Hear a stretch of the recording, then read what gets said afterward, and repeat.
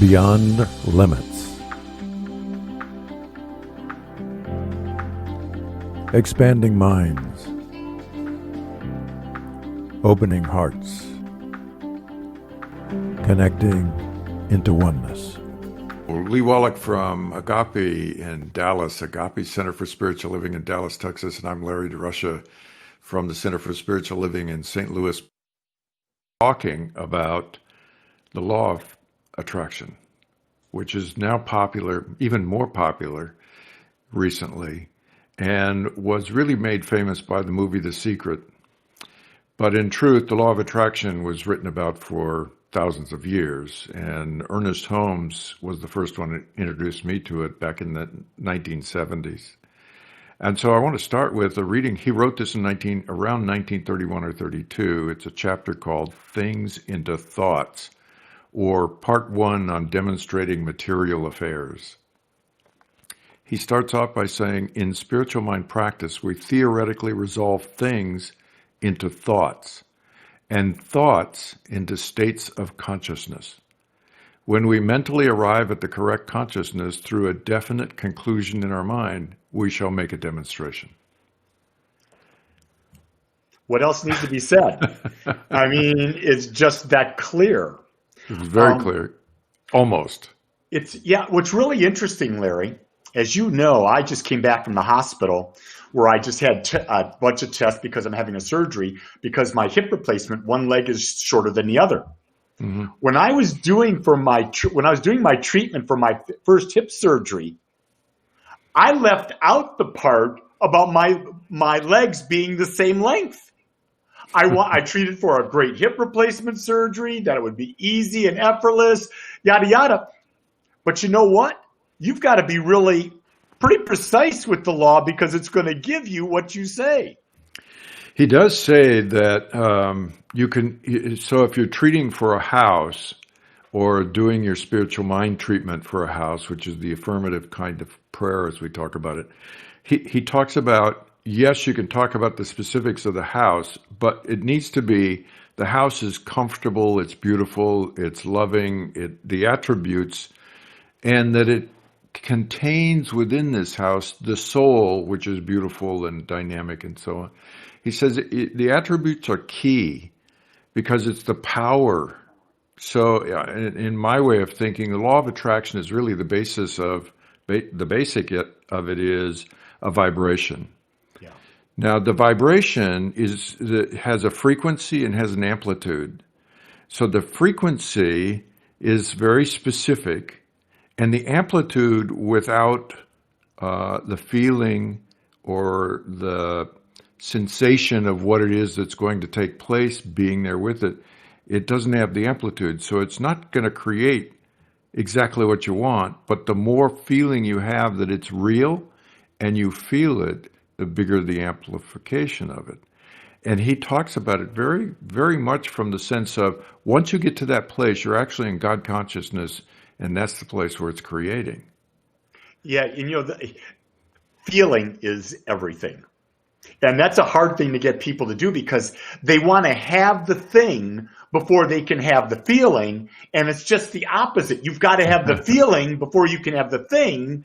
And when you really have the feeling, the thing may not even be necessary anymore because think about this. If you want a convertible, the reason you want a convertible, because how does it feel when you're driving in the convertible? The air's hitting you, your hair is blowing, you feel good. If you've got that feeling, that desire may be satisfied, maybe not.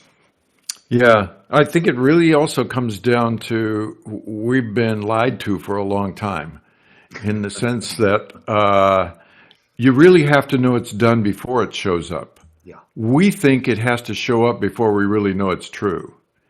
Now, it's been proven over and over through time, but we are still domesticated into this idea that when we want something, we have to have the desire for it. And then when it shows up, that's because that's what we wanted. That would be the law of attraction. But the way we've been domesticated is it shows up and then I believe it. Yeah. And so you're using the outside world as your barometer of whether or not you're okay and what's going on in your life and whether or not you're attracting things. And it's a big stumbling block for a lot of people. It's not a stumbling block. It's just a block. It's not going to happen in any way, shape, or form. Yeah. Think about relationships. If you're waiting for the right person to come in so that you can have a feeling of what it's like, that really says to me you don't know what it's like to have a relationship with yourself. Because if Hmm. you have a great relationship with yourself where you accept yourself, you're honest with yourself, you're living your highest values in that, you've got that juice going on. Well, the person you're going to attract has to be a vibrational match to that. Hmm. And when you're living what really juices you, you've got feeling in your life. But Yeah. people think, well, for me as a man, I'll find that woman over there. And when I have her, man, I'll have the feeling. No, you got to have the feeling and then you'll attract the person. Yeah. So there's where we have the real problem is because too much has been emphasized on you'll see it and get it. The other part of that is it's difficult for people to realize because they don't understand that we live in mind. We live in a universal mind, and we have our being and presence in universal mind. And so feelings are actually forms of thought. What most people think is feeling is sensation within the body. Yeah. And feeling is actually not from touch sensation feeling that we're talking about. We're talking about the energy we put behind what it is that we're saying, thinking, feeling.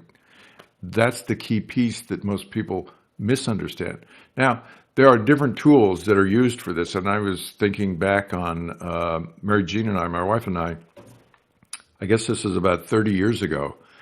We were sitting in our apartment and we were thinking about what we wanted in terms of a house. And we kept going over and over and over what we wanted. And finally, we decided we're just going to cut out pictures from a magazine of what we really want and paste them on a board and put it in the laundry room. And then we'll go by and see it on our way out to the car. So we did that. And a year later, we decided to, and we'd forgotten about the visualization, just passing by it. We'd just see it and then go on.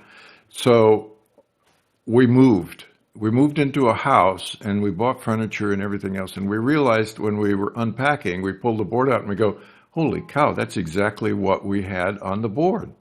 The white couches we had out the back. We were had a dock out overlooking the bay in San Francisco, and it's exactly what we had on the board. We had stopped looking at it because both of us knew that it was already done. But that visualization helped us to imagine it. And I think that's a key for many people that have trouble imagining or visualizing what they want. So really, what happened, Larry? You visualized a house in San Francisco on the water, and you Yes, had indeed. it, and now you're living in St. Louis. What the heck happened with the law of attraction there, dude? Well, it's called moving on.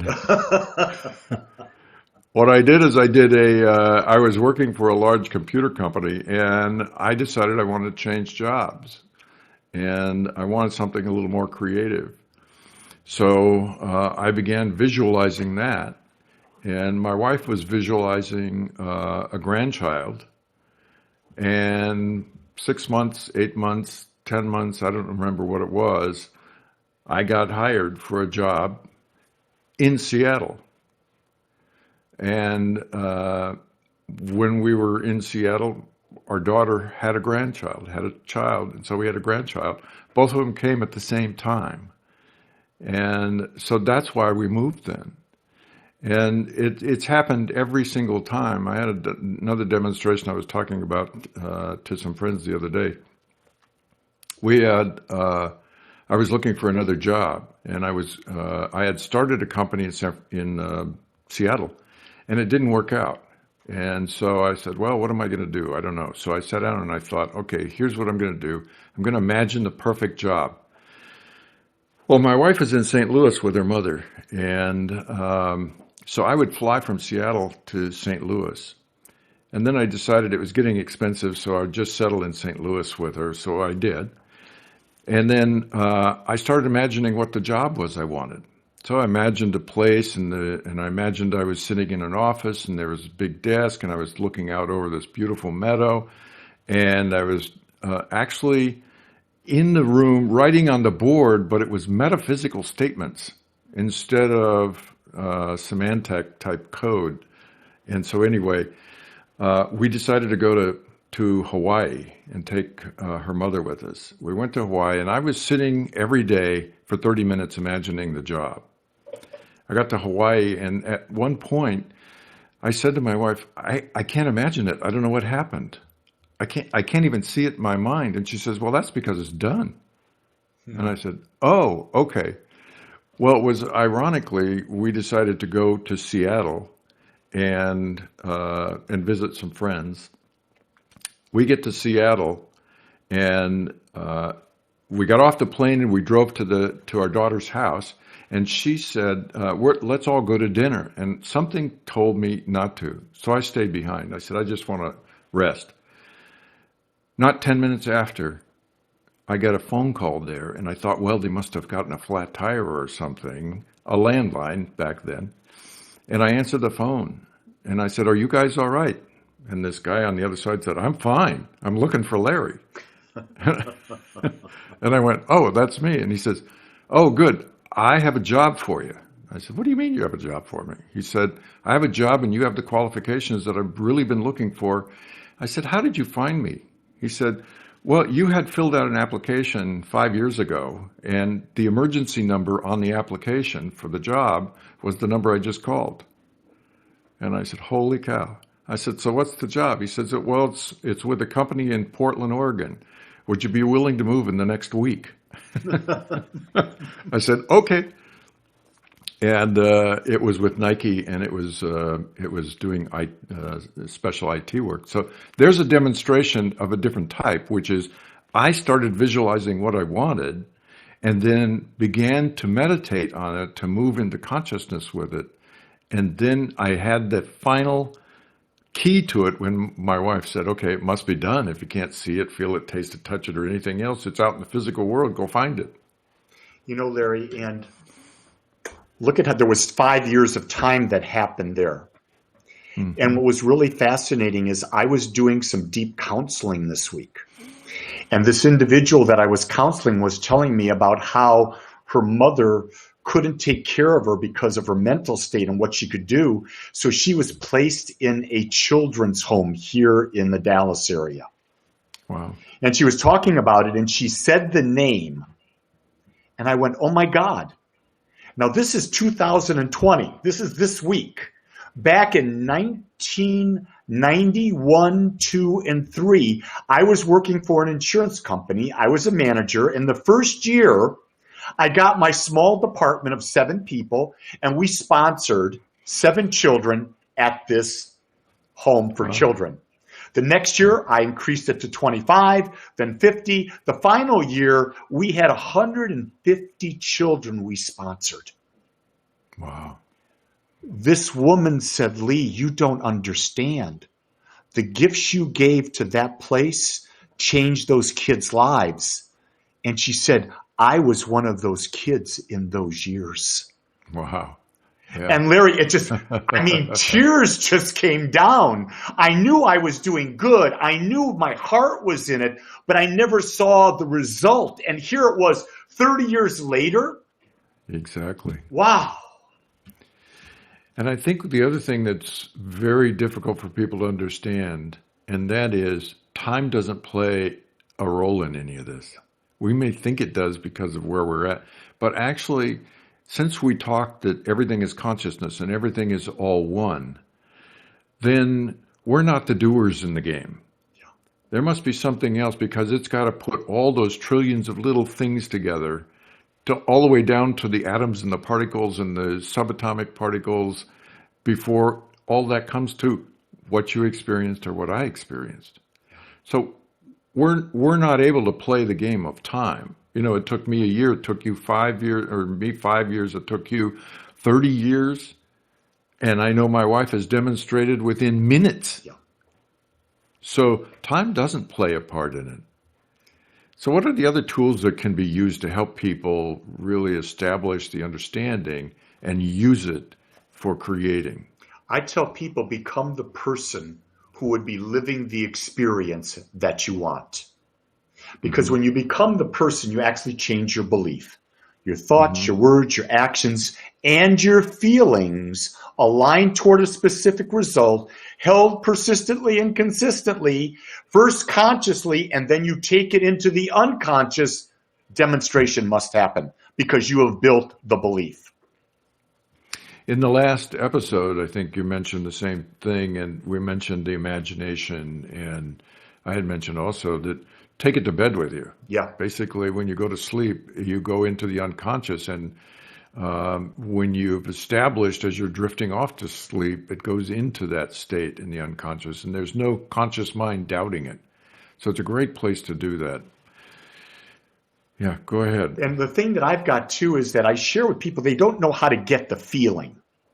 And I Hmm. said, well, think about the car you want. All you got to do is go into the dealer and sit in the car, or go to the auto show. If they had auto shows right now, sit in the car, put your hands on the wheel, put your arms on the armrest. What would it feel like to be in that car? I can Hmm. remember, I've not set the intention for it, but I can remember going to the auto show and I sit in the Lexus LS 600. And that is the Hmm. big Lexus. And I shut the door. And there you are in this huge arena with thousands of people around, and you don't hear a soul. It is like the quietest chamber. And all you want to do is put the car in your garage and meditate in it. Yeah. But the idea was, in that car, I got the idea that you can block out sound. You Hmm. don't have to do anything special. You can tune it out.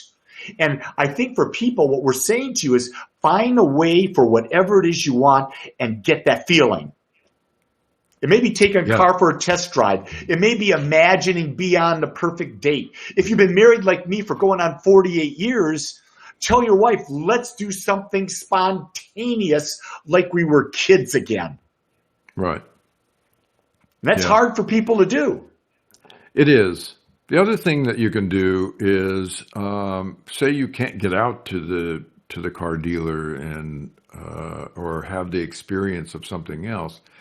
My guess is there is something in your life in your past in which you had an experience of that feeling, whether it's joy or pleasure or excitement or fun, whatever it might be, and imagine that. And as you imagine it and you begin to feel it, move the imagery into what it is you want to create. And that gives you the same result because you're just applying the feeling, and consciousness doesn't know the difference. It knows the image, it knows the feeling, it knows the excitement around it or the energy around it, and then it creates. There's an awful lot of people out there that are doing work on the law of attraction, meaning teaching the law of attraction. And it seems to me they make it very cumbersome. It's really quite simple. It really is a visualization and a feeling held, as you say, persistently and consistently in mind. Mind, and then as Ernest Holmes in his first part where he says, resolving things into thoughts. Because what happens is when you resolve things into thoughts, then the thoughts become the things. But the second part, he says, is thoughts into states of consciousness. States of consciousness meaning beyond the mental state into the next state, the spiritual state. That's why we call it spiritual mind treatment, because it's going into a higher level of consciousness. It's the place in quantum physics, which is consciousness is the quantum field, the unified field. And And that's when you, difficult for people to get, Larry. You yeah, know, that is really difficult. How do I get to that field? How do I get yeah, into the quantum field? What's that feel like? Well, the key thing is it can't be described. So right. the mental attitude is that you've got to just do the work. Either you are so fully present in the moment, or you go into deep meditation. Hmm. Those are the only two things that I know. Or I've Yeah. actually found that when I am doing my deep breathing exercises Hmm. and I'm so focused on the breathing and the breath is so deep, all thoughts disappear because I'm so into that breath that I literally shift it's like I give myself a high. Mm-hmm. I've lifted myself out of my lower conscious into a higher level of consciousness. At least that's my perception. Yeah, sure. Well, and it makes sense because meditation is, one of the ways in which you do move through states of consciousness. Sleep is another one. When you go into sleep, you go into a dream state. That's a different stage of consciousness. From dream, you go into delta sleep. That's a different level of consciousness again. And from there, you move into, and each step that you take back in consciousness is you're going closer and closer to source. And so the ultimate is taking what you imagine into your dream, and from the dream, it moves into the deeper state of the delta sleep. Out of the delta sleep, it actually moves into the higher or highest state of consciousness and demonstrates. You may wake up the next morning and demonstrate what it was you wanted. Anything is possible. If anything is possible, then everything is possible. Yep. Isn't that true? Yep. Has to be true. Has to be. Yeah. And the only thing we have control over is our thoughts, our mental atmosphere. Yeah. You know, Larry, it's so relevant today that people don't understand that when they absorb the thoughts or the energy or the feelings of others, they attract those experiences into their life. Mm-hmm. And I'm telling people right now, with all the craziness in the world, stop focusing on what everyone else is doing, feeling, saying, and you decide, and you become the person that emanates this energy, this mental atmosphere, this frequency, Absolutely. This vibration that will attract to you your life, not everybody else's life. You don't want that. Yeah. When you're in the common consciousness or collective consciousness, because you're unconscious during the day, then what's happening is you're giving energy to that, and you're also accepting it. And when you accept something, it becomes yours. So yes, indeed, we've had a complete, total demonstration of that through these last few weeks and months of campaigning in the political realm. And people watch TV unconsciously, allowing all that stuff to come in, accepting it to be the truth of what is. Look outside, I don't see the truth of that. But the television has it on it. So the real idea is you have to stay in the higher state of consciousness as focused as you can be to stay out of all of that nonsense that's going on around the world.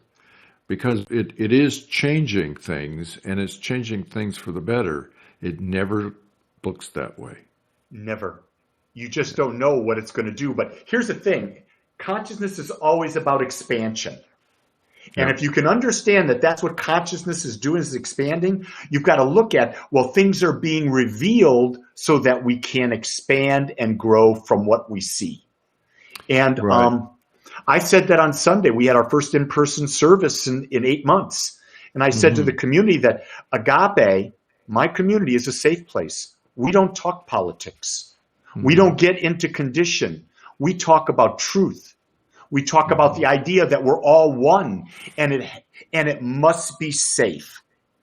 Because let's face it, 50% of the people feel one way, 50% feel the other way. Why would you go and cause a greater divide by saying, you're right, you're right? No one's right. They're just different experiences. Right. But that's hard for people to grasp. It is. It's difficult. It's and also, in my thinking, consciousness is never expanding. Because you can't expand infinity. Yeah. But we are expanding in consciousness. And we're expanding of our awareness in consciousness. Yes, and, exactly. And consciousness is infinite. You're absolutely dead on. Yeah. Dead on. And it's another one of those things that's very difficult for people to understand because we are not educated into any of this stuff. Unless you stumble across the Center for Spiritual Living or you have some deep desire that creates it for you, you're not going to know most of this. So it's really powerful to go to centers like yours and ours, and there are 400 or 500 centers around the world, there's centers for spiritual living. You'll find the same thing in the Buddhist world or the Taoist world. All of these have different languages to express the same concepts and ideas and they all have different ways of getting to it.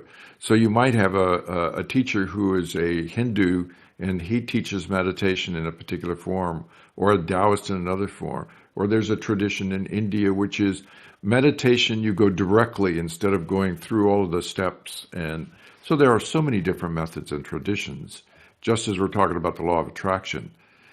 But the fundamental principle of the law of attraction is it is a law of the universe. Yeah. And even the Christians, Jesus said it, it is done unto you as you believe. My God, that's the law of attraction. Totally. Yeah, totally. The enforcement of the Christ consciousness. Exactly. Yeah. All right, we got to run. Too many things going on in the world to miss, which is consciousness expanding. Yes. All right, catch you later. Have a great week. You too. Bye. Beyond Limits. Join us and ask your questions. Check our website for details on our call-in shows. Check beyondlimitsradio.com. That's beyondlimitsradio.com.